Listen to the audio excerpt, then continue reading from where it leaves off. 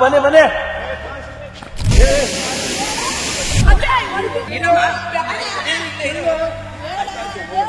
ಈಗಾಗಲೇ ನಾವು ಮಂಡ್ಯ ಜಿಲ್ಲೆ ನಾಂಗ್ಲ ತಾಲೂಕು ಚಿಂಚ ನದಿಯಲ್ಲಿ ಯಾರೋ ಒಂದು ಹುಡುಗ 2 ದಿವಸ ಆಯ್ತು, ಚಿಕ್ಕ ಹುಡುಗ ನೀರಿಗೆ ಬಿದ್ದು ಮೃತಪಟ್ಟಿದ್ದಾನೆ. ಶಿವಮೊಗ್ಗ ಟೀಮ್ ಬರ್ತಾ ಇದ್ದೇವೆ. ಈಗ ಮಂಡ್ಯ ಹತ್ರ ಹೋಗಿದಾನ ಅಲ್ಲ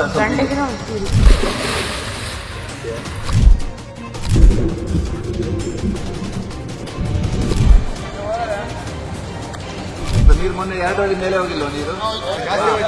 ಆವಾಗ ಉಂಟಲ್ಲ ಅದ್ರ ಮೇಲಿಂದ ಪಾಸಾಗಿ ಆಚೆ ಬಿದ್ದಿರಬಹುದು.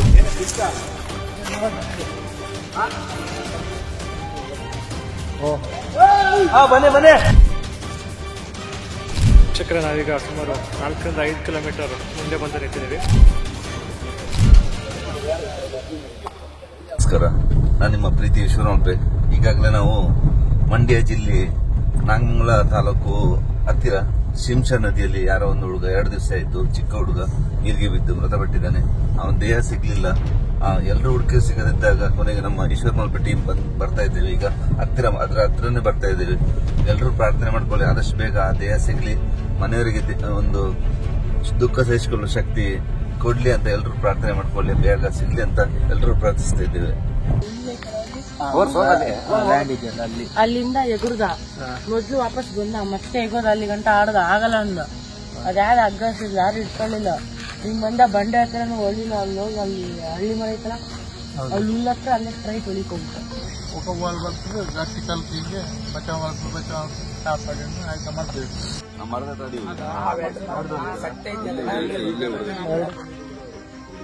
ದಂಡೆ ಹತ್ರ ಹೋಗಿದಾನ ಅಲ್ಲ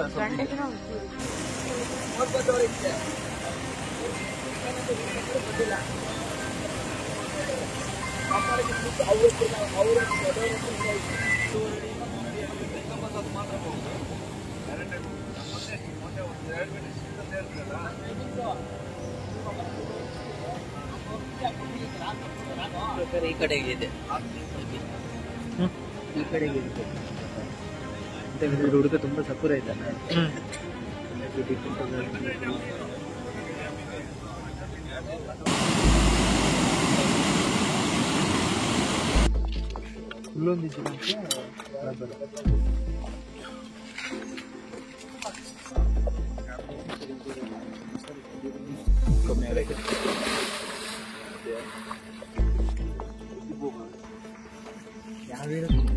ಎನ್ನ ಇಲ್ಲ ಅಲ್ಲಿ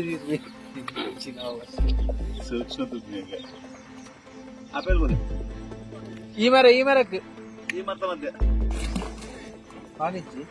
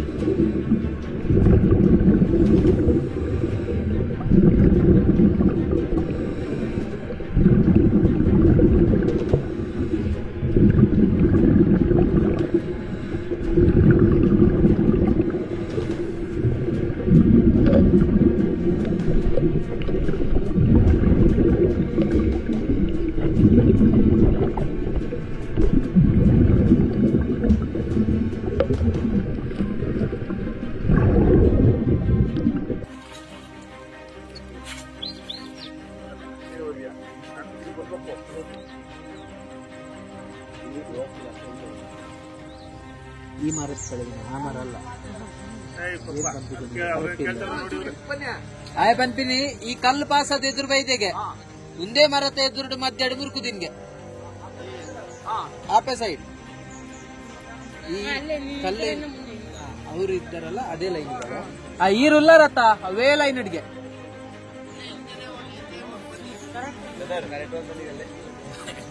ಬ್ರದರ್ ಅವ್ರಿಗೆ ಹೇಳಿ ಆ ಮರುತವಿಂದನೇ ಚೆಕ್ ಮಾಡಕ್ ಹೇಳ್ಬಿಡಿ. ಕನ್ಫ್ಯೂಸ್ ಮಾಡ್ಕೊತಿದ್ದಾನೆ. ಪೈಪ್ ಉಡ್ದೆ ನಾಡೊಂಬಲ್ಲೆ ಈಶ್ವರಣ ಪೈಪ್ ಉಂಡತ ಅಲ್ಲಿ ತರದೆ ನಾಡೊಂಬಲ್ಲೆ.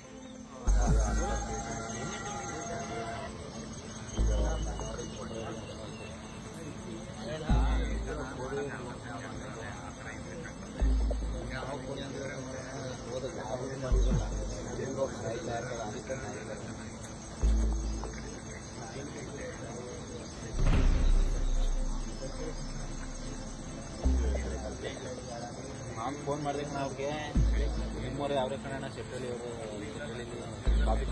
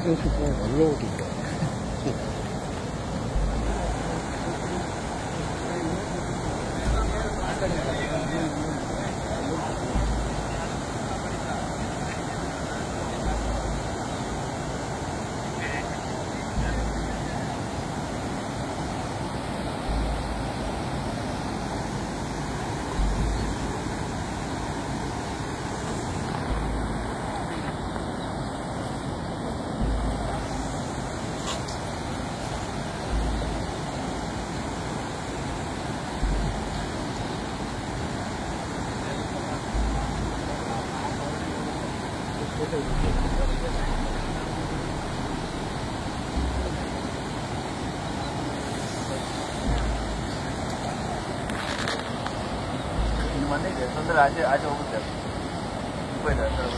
ಆ ಕಡೆ ಮನೆ ಇದೆ. ಈಗ ಮಣ್ಣಾಯ್ತಾ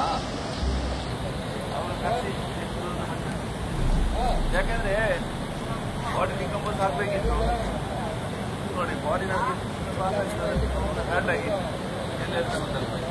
ನಿನ್ನೆ ಕಟ್ಟೆ ಸ್ವಲ್ಪ ನಿನ್ನೆ ಮೊನ್ನೆ ಒಂದು ಜಾಸ್ತಿ ಆ ಕಡೆ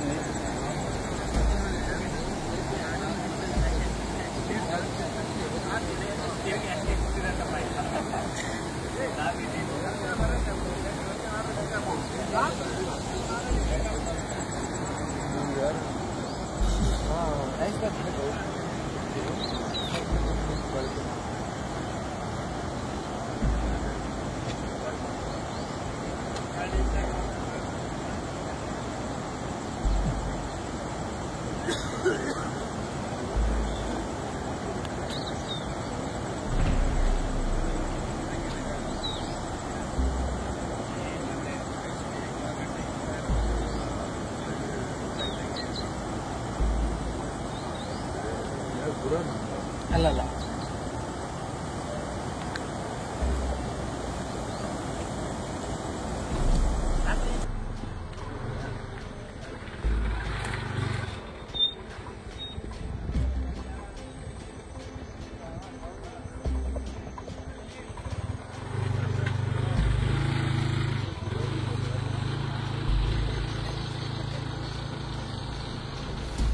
ಸುಮಾರು 2 ಗಂಟೆಗಳ ಕಾಲ ಇದು ಕಾರ್ಯಾಚರಣೆಯನ್ನು ನಡೆಸಿದ್ವಿ. ಈಶ್ವರನ ಈಗ ಅಲ್ಲಿ ಹುಡುಕ್ತಾ ಇದ್ದಾರೆ ಆ ಪೊಸಿಷನಲ್ಲಿ. ಈಗ ಹೇಳಿದ ಸ್ಥಳದಲ್ಲಿ ಎಲ್ಲಿ ಸಹ ಸಿಕ್ಕಲಿಲ್ಲ. ಇನ್ನು ರ್ಯಾಂಡಮಿಗೆ ಒಂದು ಹುಡುಕ್ಬೇಕು.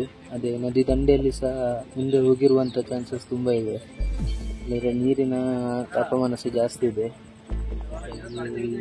ಇಲ್ಲೊಂದು ಸ್ವಲ್ಪ ಹುಡುಕ್ಬಿಟ್ಟು ಅದಾದಮೇಲೆ ನದಿ ದಂಡೆ ಮೇಲೆ ಮುಂದೆ ಹುಡುಕುವಂಥ ಕಾರ್ಯಾಚರಣೆ ನಡೆಸ್ತೇವೆ.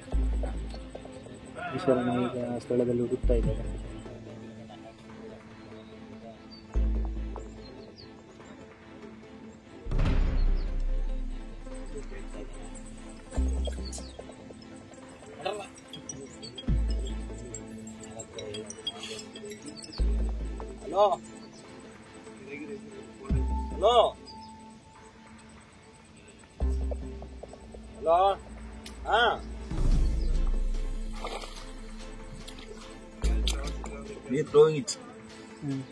ನೀರು ಮೊನ್ನೆ 2 ಅಡಿ ಮೇಲೆ ಹೋಗಿಲ್ವಾ ನೀರು?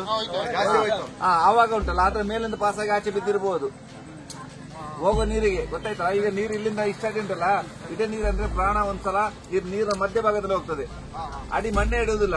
ಅವಾಗ ಏನ್ ಬರ್ತದೆ, ಬಂದಾಗ ಅಲ್ಲಿಂದ ಫ್ಲೋಟಿಂದ ನೀರಿಂದ ಆಚೆ ಹೋಗಿದ್ರೆ ಯಾರು ನೋಡ್ತಾರೆ? ನೀರು ಒಳಗಡೆ ಆಚೆ ಅಲ್ಲಿ ನೀರು ಬಿದ್ದಾಗ ಜಾಸ್ತಿ ಇತ್ತು ನೀರು. ಅದಕ್ಕೆ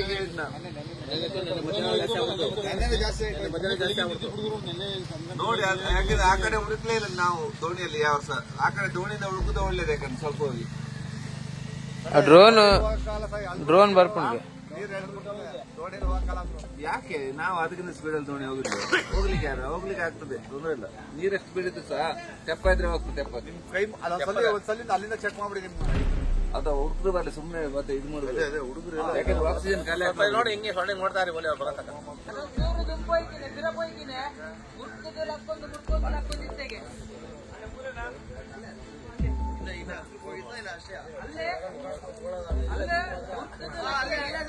ಅಲ್ಲೇ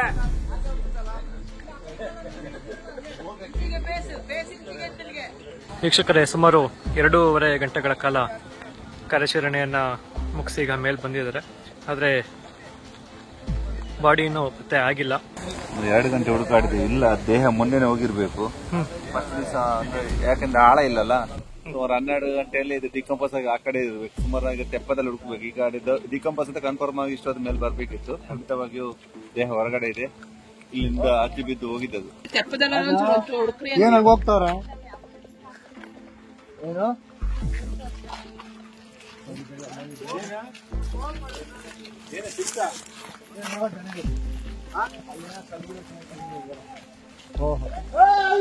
ಬನ್ನಿ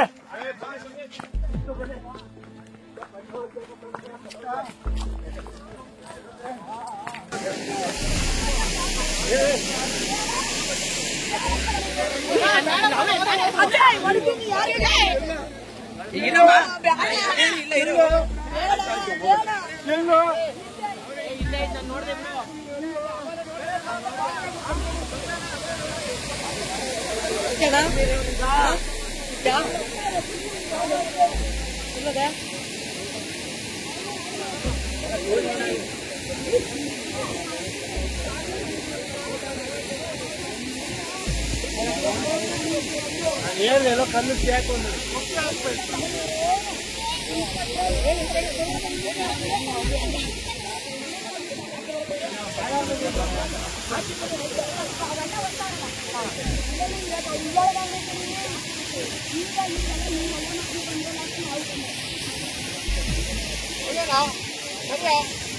ಶಿಕ್ಷಕರೇ, ಬಾಡಿ ಏನಾದರೂ ನೀರು ಜಾಸ್ತಿ ಇದ್ದಾಗೆ ಕೆಳಗಡೆ ಬಂದಿರಬಹುದು ಅನ್ನೋ ಒಂದು ಕಾರಣದಿಂದ ಈಶ್ವರ್ ಮಾಪಿ ಅವರು ಕೆಳಗಡೆ ಇಳಿದು ಹುಡುಕ್ತಾ ಇದ್ದಾರೆ.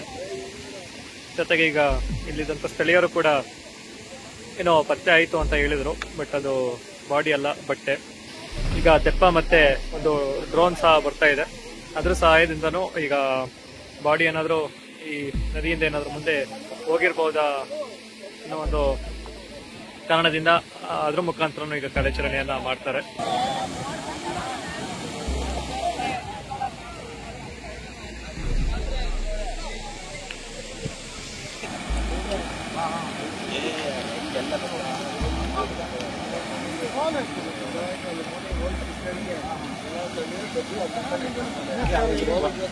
ಹಂತದ ಕಾರ್ಯಾಚರಣೆ ನಂತರ ಈಗ ತೆಪ್ಪದ ಮೂಲಕ ಆ ಯುವಕನ ಮೃತದೇಹವನ್ನು ಹುಡುಕ್ಲಿಕ್ಕೆ ಈಶ್ವರಣ್ಣ ಹಾಗೂ ನಮ್ಮ ತಂಡದ ಸದಸ್ಯರೆಲ್ಲ ಮುಂದಾಗಿದ್ದಾರೆ. ಈಗ ತೆಪ್ಪ ಬಂದಿದೆ. ಇನ್ನೇನು ಕೆಲವು ಕ್ಷಣಗಳಲ್ಲಿ ಈಶ್ವರಣ್ಣ ತೆಪ್ಪದಲ್ಲಿ ಆ ಒಂದು ಮೃತದೇಹವನ್ನು ಸುಮಾರು 7-8 ಕಿಲೋಮೀಟರ್ ಹುಡ್ಕೊಂಡು ಹೋಗ್ತಾ ಇದ್ದಾರೆ. ಈಶ್ವರಣ್ಣ ಬಂದಿದ್ದಾರೆ. ಈಗ ನಮ್ಮ ಜೊತೆಗೆ ನಮ್ಮ ಬೆಂಗಳೂರಿಂದ ಗೋಪಿ ಅವರ ಟೀಮು ಈಗ ನಮಗೆ ಬೆಳಿಗ್ಗೆ ಒಂದು ಉಪಹಾರ, ಬೆಳಿಗ್ಗೆ ಒಂದು ನಾಷ್ಟ ಕೊಡ್ತಿರುತ್ತೆ. ಒಟ್ಟೆ 6 ಗಂಟೆ ಬಂದಿದ್ದು, ಹುಡುಕಾಡ್ಲಿಕ್ಕೆ ಸುಲಭ ಆಯ್ತು. ಇನ್ನೀಗ ಸುಮಾರು ಒಂದು 5-6-7 ಕಿಲೋಮೀಟರ್ ಹುಡುಕಾಡಬೇಕು. ಈಗ ಎಲ್ಲ ಸಮಸ್ತ ಜನತೆ ಒಂದು ಪ್ರಾರ್ಥನೆ ಇರಲಿ, ಆ ದೇಹಕ್ಕೆ ಒಂದು ಮುಕ್ತಿ ಆಗಲಿ, ಆ ಮನೆಯವರಿಗೆ ಒಂದು ದುಃಖ ಸಹಿಸಿಕೊಳ್ಳುವ ಶಕ್ತಿ ಆ ದೇವರು ಕರುಣಿಸಲಿ ಅಂತ ದೇವರಲ್ಲಿ ನಾವು ಪ್ರಾರ್ಥನೆ ಮಾಡ್ತೇನೆ. ಹಾಗೆ ಇಲ್ಲಿನ ಗ್ರಾಮ ದೇವರಿಗೆ ಕೈ ಮುಗಿದು ಈಗ ನಾವು ಕೆಳಗೆ ತೆಪ್ಪದಲ್ಲಿ ಹೋಗ್ತೇವೆ. ಆದಷ್ಟು ಬೇಗ ಆ ದೇಹ ಸಿಗ್ಲಿ, ಎಲ್ರು ಪ್ರಾರ್ಥನೆ ಮಾಡ್ಕೊಳ್ಳಿ ಅಂತ ಎಲ್ರು ನಾನು ಕೈ ಮುಗಿ ಕೇಳ್ತಿದ್ದೀನಿ. ಇವಾಗ ನೋಡ್ಬೋದು ನೀವು, ನೀರಿನ ಮಟ್ಟ ಏನಿದೆ ಜಾಸ್ತಿ ಆಗಿದೆ. ಮಾರ್ಕೋನಹಳ್ಳಿ ಡ್ಯಾಮ್ ಇಂದ ಆಟೋಮೆಟಿಕ್ ನೀರ್ ಸಪ್ಲೈ ಏನಾಗ್ತಿದೆ, ಮಧ್ಯಾಹ್ನದ ನಂತರ ನೀರಿನ ಪ್ರವಾಹ ಏನಿದೆ ಅದೊಂದು ಸ್ವಲ್ಪ ಜಾಸ್ತಿ ಆಗ್ತಿದೆ. ಈಗ ನೋಡ್ಬೋದು ಆಗಕ್ಕಿಂತ ಒಂದು 20 ಪಟ್ಟು ನೀರು ಜಾಸ್ತಿ ಈಗ ಫ್ಲೋ ಆಗ್ತಾ ಇದೆ. ಇನ್ನು ಸ್ವಲ್ಪ ಹೊತ್ತು ಹೋದಂಗೆನೆ ನೀರಿನ ಮಟ್ಟ ತುಂಬಾ ಏರ್ತದೆ ಅಂತ ಇಲ್ಲಿ ಸ್ಥಳೀಯರು ಹೇಳ್ತಿದ್ದಾರೆ.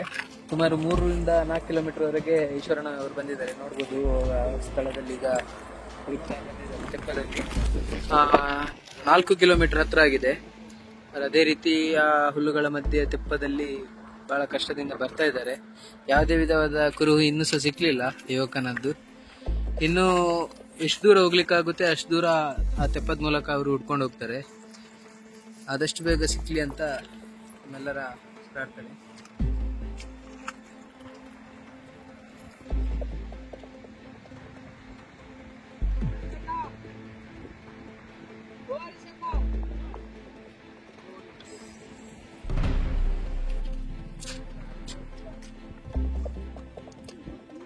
ಶಿಕ್ಷಕರೇ, ನಾವೀಗ ಸುಮಾರು 4 ರಿಂದ 5 ಕಿಲೋಮೀಟರ್ ಮುಂದೆ ಬಂದು ನಿಂತಿದ್ದೀವಿ. ಈಶ್ವರ್ ಮಲ್ಪೆ ಅವರು ಈಗ ಈ ಒಂದು ನದಿಯಲ್ಲೇ ಹುಡುಕೊಂಡು ಬರ್ತಾ ಇದ್ದಾರೆ.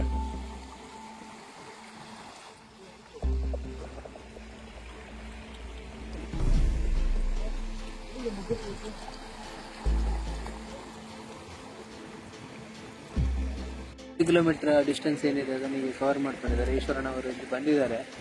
ಯಾವುದೇ ಒಂದು ಸಿಕ್ಲಿಲ್ಲ ಇಲ್ಲಿ ತನಕ ಸರ್.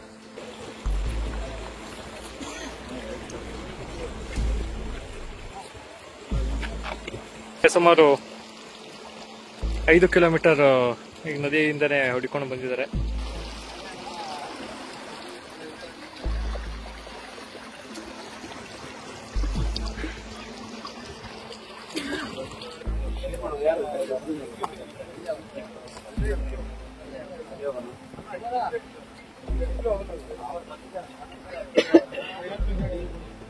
ವೀಕ್ಷಕರೇ, ಈಗ ಮೊದಲನೇ ಒಂದು ಸ್ಪಾಟ್ ನಲ್ಲಿ ಏನು ಈಶ್ವರ್ ಮಲ್ಪೆ ಅವರು ಹುಡುಕಿದ್ರು, ಸೊ ಈಗ ಅದೇ ಸ್ಪಾಟ್ಗೆ ಬಂದಿದ್ದೀವಿ.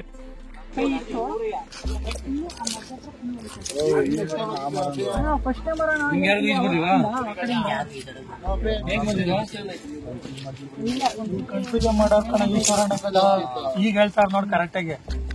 ಬಂದ ಹೋದ ಮತ್ತೆ ಅಲ್ಲಿ ಮುಳುಗ್ತಾರ. ಅವ್ನ ಮೇಲ್ ಬರಕ್ ಟ್ರೈ ಮಾಡ ಉಲ್ಟಾ ಹೊಡಿತಿದ್ದ. ದಡಕರ್ ಹೋಗ್ಬೇಕು ತಾನೆ ಅವ್ನ ಹಂಗೆ. ನೀರು ಹಿಂಗ್ ಹರಿತೈತಂದ್ರೆ ಅವ್ನ ಹಿಂಗೆ ಹೊಡಿತಿದ್ದ. ಹೋಗಿ ಹಂಗಾರ ಹೋಗ ಬಂಡೆಗಿಂದ ಇಲ್ಲಿ ಹೋಗಿ ಅಲ್ಲಿ ಡೈವರ್ದಂಗ ಹೋದ ಅಂತ. ಇದು ಫಸ್ಟ್ ಅಷ್ಟೇ ನೀವು ಅಲ್ಲಿ ಮುಳುಗಾದ್ಮೇಲೆ ನೋಡ್ಲೇ ಇಲ್ಲ ನೀವು. ಓಡೋದ್ರಲ್ಲಿ ಲಾಸ್ಟ್ ಬರ್ತಾನೆ ಮೂಲೆಯಿಂದ ಅಂತ ಬರ್ಲಿಲ್ಲ. ಇವರೆಲ್ಲ ಬಂದ್ರು.